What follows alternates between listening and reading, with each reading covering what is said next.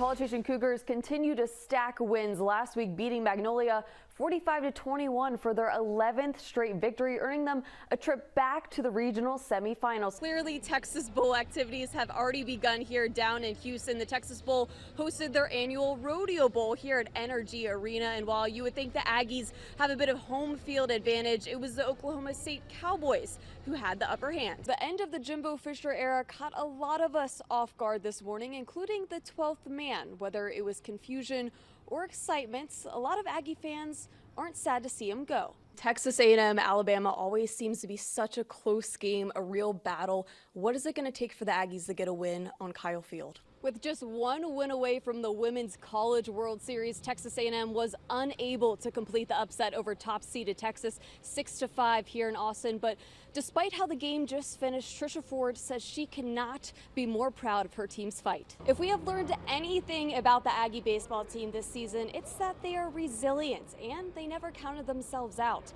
Because just 1 year ago, this team was coming off a 9-21 conference record and was projected to finish last in the SEC. Now they're here at the College World Series. And I've given this job every single ounce I can possibly give it. If you heard that last night, you would have never guessed less than 24 hours after losing the College World Series championship, the Texas A&M baseball team would also lose their head coach. Confirmed by Aggie Athletics, Jim Schlossnagle has taken the head coaching job at Texas. Win or lose, rain or shine, Aggies are committed to tradition. And as early as the last home game against Auburn, Texas A&M students were camping outside of Kyle Field. And you just mentioned some of the guys that are going to be protecting Connor Wigman. We saw him start in 4 games last year, 8 touchdowns. What are your kind of expectations for his sophomore year? Action for round 1 of the NCAA women's basketball tournament is getting started here in Corvallis, Oregon. Texas A&M takes the court for the first time later this afternoon. You do some pretty amazing stuff off the field. You're the president of the Blueprint here at A&M. Just for those who don't know, what is the Blueprint and what do you guys do?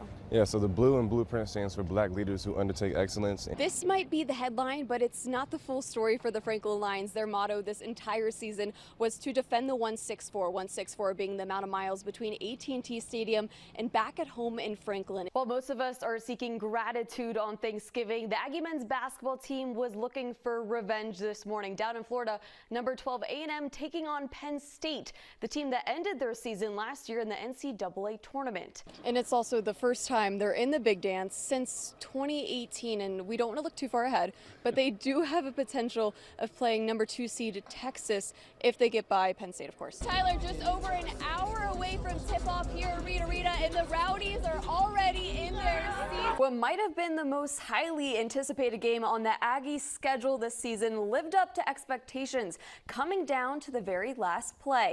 It's a profound concept to look death in the eye and determine what your process about it is. In 2018, Revis Ward-Daggett was diagnosed with stage 4 ovarian cancer. She had just a 3% chance of survival. She comes to tell me she's like super choked up and her eyes are welling up. So she knows statistically the odds. I'm like, what is it? She said ovarian. I said, then let's go get it. So Revis began her fight, getting treatments in Dallas to stay closer to her niece, Texas A&M first baseman Trinity Cannon. I think having her in the house, just seeing how strong she was truly an inspiration. And now seeing her as crazy and as fun as she is, we've gotten a lot closer. Chemotherapy and a tumor removal later, Revis was back in dancing. My cancer number was 7,744. That's considered comatose or dead. And yet I was dancing and singing at games, and so the very next day, my number dropped to 500. It was the first time we'd had a reversal. So within a week, it dropped to 17. Those dance moves put her in the spotlight during the Aggies' weekend series against Alabama. And I got it in our group message, and I was like, oh my goodness. And she doesn't even have Twitter, so I sent it to her. I was like, you don't even know like the amount of people you're reaching right now. This past August, Revis celebrated 5 years of survivorship and celebrated Canyon Senior Day surrounded by family. I am grateful. And so to be here on her senior day at A&M, wow, it's incredible. So for me, it's a huge blessing to get to see Trinity in that walk. No matter how silly she looks, Revis continues to dance. not only for the Aggies, but for the women who fought before her.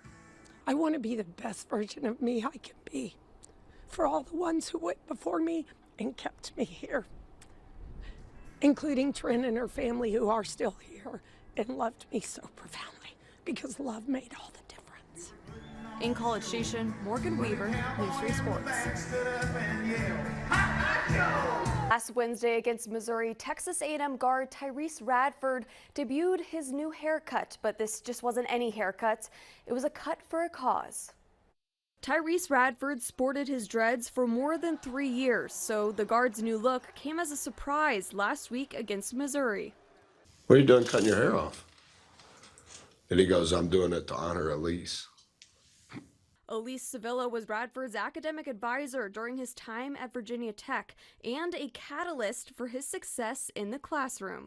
I wouldn't be where I'm at right now academically in forms of getting my master's right now without her.